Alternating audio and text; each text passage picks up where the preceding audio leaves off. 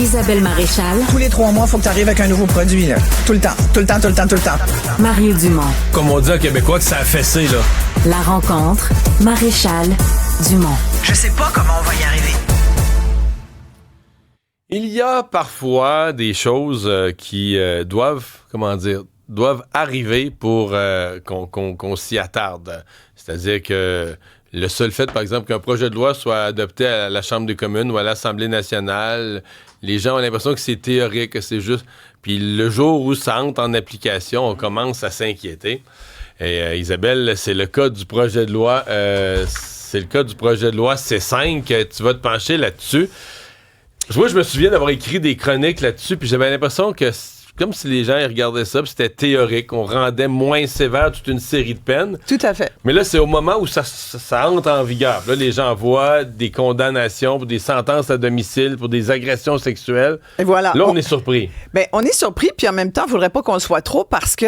c'est ça, le projet de loi. Voilà, c'est ça. Et d'ailleurs, je ressortais la jurisprudence là-dessus, si on peut dire ça comme ça, mais le barreau du Québec a salué, a applaudi cet amendement, donc, au code criminel. C'était les lois d'Harper qui étaient trop sévères, qui avaient été décriées par nos avocats, nos avocats de la défense. Mais il faut dire, en même temps, il y a un bout que je comprends, Mario, quand même. Si on veut être juste, il y a un bout qui c'est vrai que dans les prisons, dans le milieu carcéral fédéral, il y a sans doute encore probablement une surreprésentation de certaines clientèles, on va dire comme ça, pour parler leur jargon, c'est-à-dire qu'il y a vraiment beaucoup d'Autochtones. Vraiment beaucoup d'Autochtones. Est-ce que la solution, c'est... d'alléger les peines pour tout le monde? Ben, non. C'est ça. Non, ou c'est est-ce que la solution, c'est de dire comment ces jeunes-là se retrouvent dans le crime? Mais t'as tellement raison. raison. On va investir dans leurs écoles. Complètement. On va éviter qu'ils tombent dans le crime. Et non pas, une fois qu'ils ont commis le crime, on leur donnera pas la peine pour qu'il y en ait moins dans les prisons. Exactement. Et ça, je peux pas... toi, tu le sais. Moi, je le sais. Je pense qu'il y a pas mal de monde qui le sait. Or, c'est pas ça qu'on a décidé de faire. Et là, ce matin, il y avait une lettre je vais en parler tout à l'heure, mais il y a une lettre de Marc Bellemare, avocat qu'on connaît bien, qui a été d'ailleurs ministre de la Justice en 2003-2004 au Québec et qui dit « Il est ignoble que cette loi s'applique aux criminels violents. » Il a raison, à mon avis. Mais il donne des chiffres. Moi, je les avais pas, ces chiffres-là. Mais moi non plus. Et c'est pour ça que j'ai sauté. Ce qu'il dit, c'est qu'en 2023, 112 des 569 condamnés pour agression sexuelle au Québec ont bénéficié d'une peine à la maison. 112 sur 569. Donc, ce qu'on appelle une peine Netflix. Une peine Netflix. Tu sais, il y a les sentences bonbons, puis il y a les peines Netflix maintenant. Fait que tu as les 2 pieds sur le pouf en regardant ta TV, tu te fais venir de la pizza, mais dans le fond, t'es comme en prison, mais chez vous, ça va bien. T'sais. Écoute, c'est quand même fascinant. Moi, je pose la question. Qui a encore peur de la prison? D'abord, la prison chez toi, la peine Netflix, sincèrement. Moi, je comprends de moins en moins. Je peux comprendre pour certains délits, tu comprends, qui viennent engorger les prisons où les gens, ils ont 2 ans moins un jour, t'as volé. Puis encore là, il faudrait vraiment que ça soit léger, mais parce que j'allais dire, t'as volé une voiture. Mais regarde, là, les vols de voitures, c'est devenu, là, c'est une plaie, ça. C'est vraiment une plaie pour la société. Mais là, on parle de crimes violents. Crimes avec arme à feu, agression sexuelle. Ah non, mais là, c'est grave. Et il y a aussi... Puis c'est toute la mentalité. Puis de toute façon, tu sais, qui a peur de la prison? Même en prison, les criminels continuent. Ils ont des cellulaires. Il y a de la dope. Ils ont des TV. Tu te souviens à l'époque de Mom Boucher? On sautait de haut en se disant, voyons, comment ça se fait que ce gars-là, écoute, c'était un salon. Il avait fait son salon, tu comprends? Il continuait. La Ritz cellule. Exactement, c'est ridicule. Alors en ce moment, t'as envie de dire, moi j'avoue que je suis plutôt, tu sais, je comprends la réinsertion, puis je souhaiterais, moi, que toute personne, je pense que les gens ont quand même droit à une deuxième chance. Dans les cas de meurtre prémédité, dans les cas d'agresseurs sexuels, dans les cas de pédophilie, c'est quand même plutôt documenté que les taux de récidive sont importants s'il n'y a pas eu un véritable travail de fait à l'intérieur.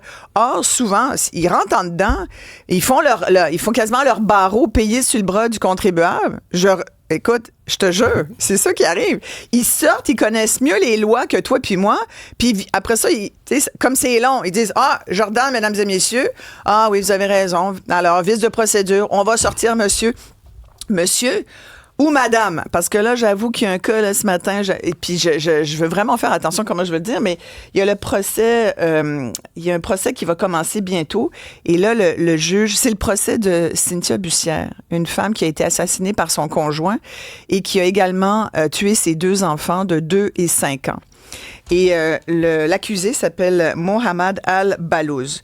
En 2022, Cynthia Bussière et ses 2 enfants de 2 et 5 ans ont été tués par donc son mari, qui aujourd'hui serait sa femme parce que monsieur est devenu madame. Et puis c'est correct, tu as le droit de changer de genre. Là, aujourd'hui, fais ce que tu veux. Là. Mais sauf que dans un cas comme ça, c'est délicat parce que là... Est-ce qu'il va vouloir aller dans une prison pour femmes? Oui, mais il est en ce moment même, il est détenu dans une prison. Il est en ce moment incarcéré à l'établissement de détention Leclerc, qui est une prison pour femmes. Puis je comprends.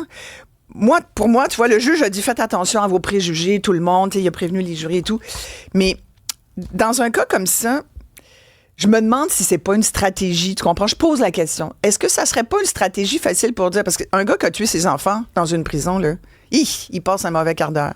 Si tu vas dans une prison pour femmes, c'est quand même un peu plus léger. Moi, je pose des questions. Je regarde ça puis je me dis, je comprends, mais là, ça devient un peu complexe, là, tout le milieu carcéral. Fait que je vais parler de ça ce matin, mais je voulais aussi, en terminant, si tu me permets, quand même dire que c'est le jour du souvenir. Oui.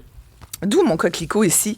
Et parce qu'on a tous quelqu'un de proche ou de loin, même si ça fait très longtemps maintenant, parce que à la guerre, je voulais dire, quelqu'un qui a perdu, qui a donné sa vie.